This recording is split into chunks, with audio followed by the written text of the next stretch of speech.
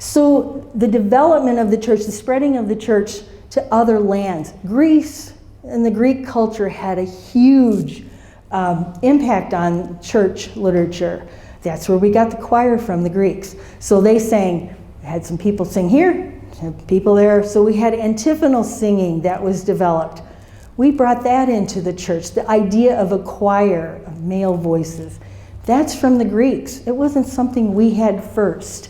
And then the monasteries, of course, helped us codify the chants. Nothing was written down. In 560, when Gregory the Great was Pope, they hadn't even started writing down the chants. They were just getting those systems of neumes and notation together.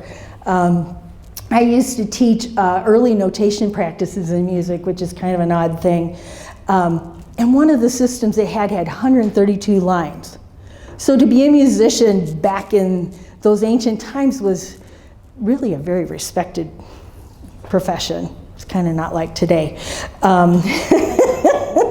But anyway, so after Gregorian chant actually becomes organized a little bit around 1100, 1300.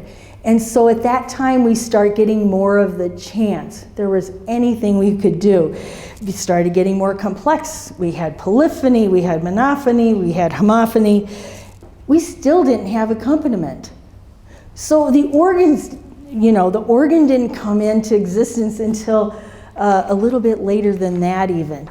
So we're still singing. We're singing a cappella. We're using some stringed instruments that are a little bit more developed. We have a trombone now and some brass. So you always hear about brass in early music too. So throughout the history of the church, music has reflected the ideologies and the theologies, the doctrines and the norms of Mother Church. That's what music was for.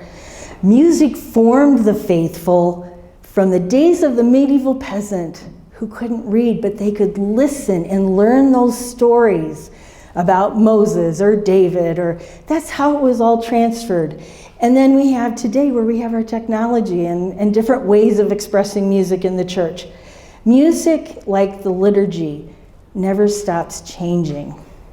It's a hard thing to hear, right? It's alive. It's as alive as liturgy is alive. And because it is living and reflects where we are and what we believe as a society and as a faith-filled community and where the church is. So the oldest hymn I think I got these all mixed up here. The oldest hymn that's still in use is this one. It's from the 2nd century. I try and say the Phos Hilaron, but I'm terrible. I speak Iowan, which means I have a horrible accent and I can't pronounce anything. But this is a Greek hymn, and if you know the story of the Holy Fire, when they go down into the tomb on was it the Easter Vigil, and they light the lamp of the resurrection, this was the ancient hymn that they used to sing. So I don't know if we can sing it. We can try. Let's just try it. Let's try it.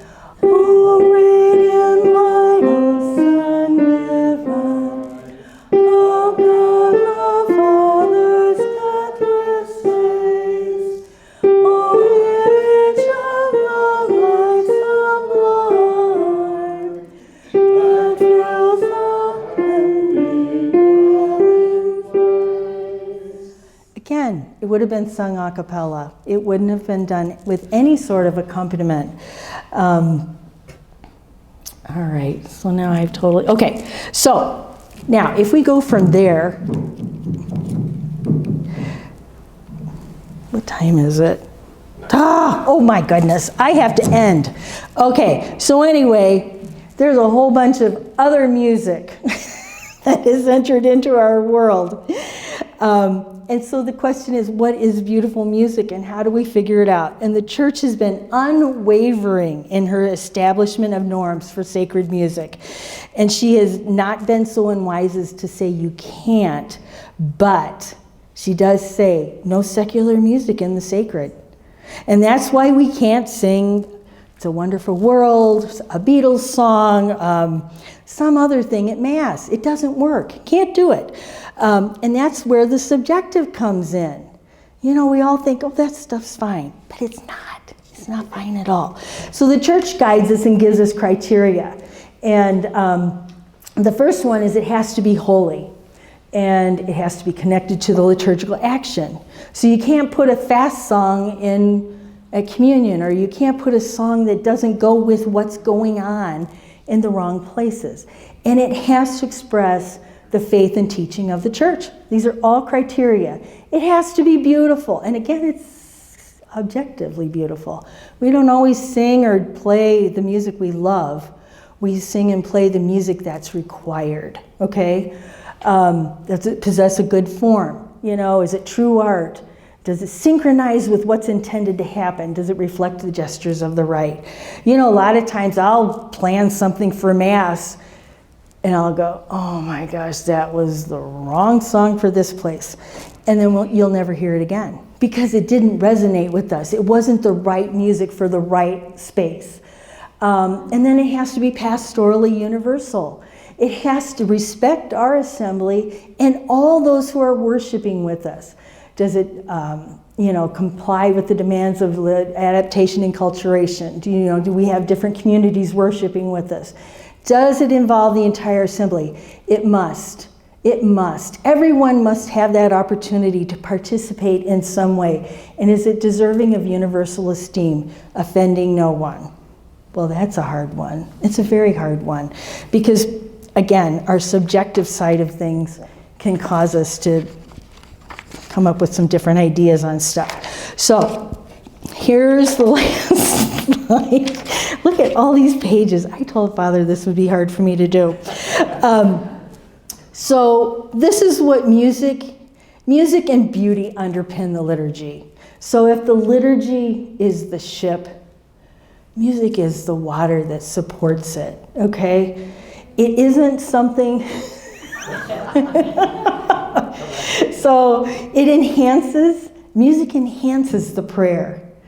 It doesn't become the prayer, if that makes sense. It enhances it. It supports whatever you're doing. It doesn't upstage the liturgy. It supports it. The next slide, this is what happens when music and liturgy are out of balance. So if you're in a church and you're like, oh, the music's so good, and the liturgy's bad, nobody's prepared, people are walking through the motions, you can't hear, whatever. People are left wanting, but they still come back because, hey, we're coming back for the music, right? They should be coming back for the sacrament.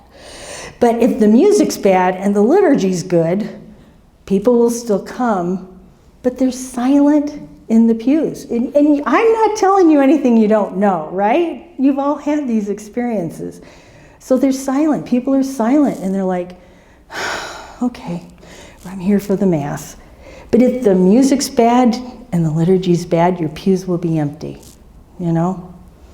We're not celebrating as we're supposed to. We're not giving our due to the God that we're supposed to be praising in song.